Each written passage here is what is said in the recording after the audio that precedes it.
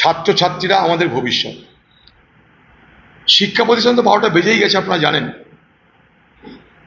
শিক্ষক নিয়োগ তো ছেড়ে দিন, হাজার হাজার শিক্ষক আজ চাকরি হারিয়ে অজানা অনিশ্চিত ভবিষ্যতের জন্য তারা আজ অপেক্ষমান এক গভীর হতাশাকে পুঁজি করে সঙ্গে নিয়ে। স্কুলে স্কুলে শিক্ষা উঠে গেছে। এই অবস্থায় দাঁড়িয়ে বাংলার মুখ্যমন্ত্রী আরেক অদ্ভুত বিভাজনের খেলা খেলছেন। ভারতবর্ষে জাতীয় সঙ্গীত আছে, আপনারা জানেন, জনগণ মন অধি।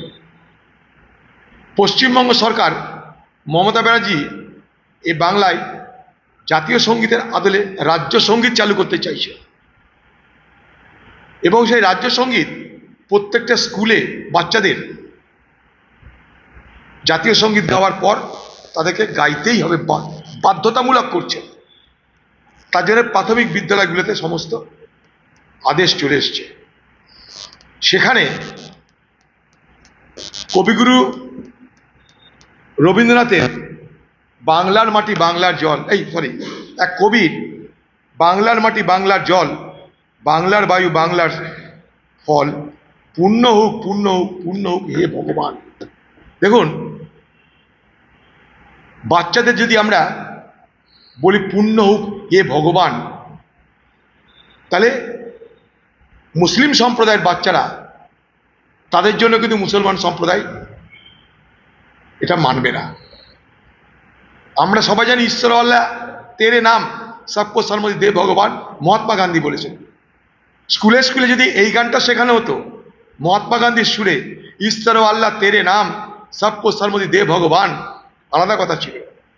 কিন্তু এখানে একদিকে জগন্নাথ, এই পুরী জগন্নাথ মন্দিরের আদলে দীঘায় মন্দির করে আপনি ঘরে ঘরে সরকারি টাকায় জগন্নাথের প্রসাদ পাঠাচ্ছেন, ধর্মীয় ভাবাবেগকে সেখানটায় অবজ্ঞা করে।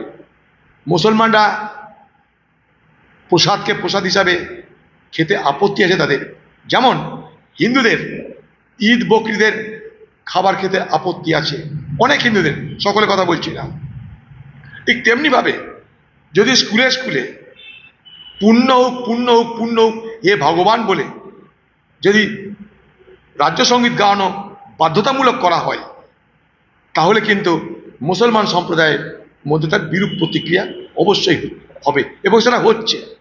অনেক স্কুলে মুসলমান সম্প্রদায়ের অভিভাবকরা তারা প্রতিবাদপত্র পাঠিয়ে বলছে এই গান বন্ধ করে, নৃত্য গান, এটা আবার নৃত্য করে গাইতে হবে। এটা মুসলমানদের ধর্মীয় ভাবাবেগে আঘাত করছে বলে মুসলমান সম্প্রদায়ের মানুষরা আমাকে বলেছে। আমি সেই জায়গাটায় দাঁড়িয়ে আপনাদের মাধ্যমে পশ্চিমবঙ্গ সরকারকে দাবি করব যে মুসলমান সম্প্রদায়ের ভাবাবেগকে আঘাত করে আপনারা জবরদস্তি রাজ্য সঙ্গীতকে সামনে রেখে নৃত্যগীতির মধ্য দিয়ে বাধ্যতামূলকভাবে সেখানটায় হে ভগবান বলানোর চেষ্টাটা না করায় বাঞ্ছনীয়। কারণ হিন্দুরা যাকে ভগবান বলে, মুসলমানরা আল্লাহ বলে, কিন্তু কোনো হিন্দু সকালবেলা ভগবানকে নাম করে, তারা আল্লাহর নাম করে না। ঠিক তেমনিভাবে মুসলমান সকালে উঠে আল্লাহর নাম করে, ভগবানের নাম করে না। এই ধর্মীয় ভাবনার ফারাকটাকে আমাদের বুঝতে হবে। তার যে সেন্সিটিভিটি, সংবেদনশীলতা, সেটাকে আমাদের বুঝতে হবে। গায়ের জোরে আপনি স্কুলে স্কুলে জয় ভগবান হে ভগবান সকলকে গাওয়ানোর জন্যে যে নতুন কায়দা শুরু করেছেন বাংলার মুখ্যমন্ত্রী, সেটা আপনি বন্ধ করুন। কখনো জয় শ্রীরামের বিরোধিতা করেন আপনি মুসলমানদের খুশি করার জন্যে।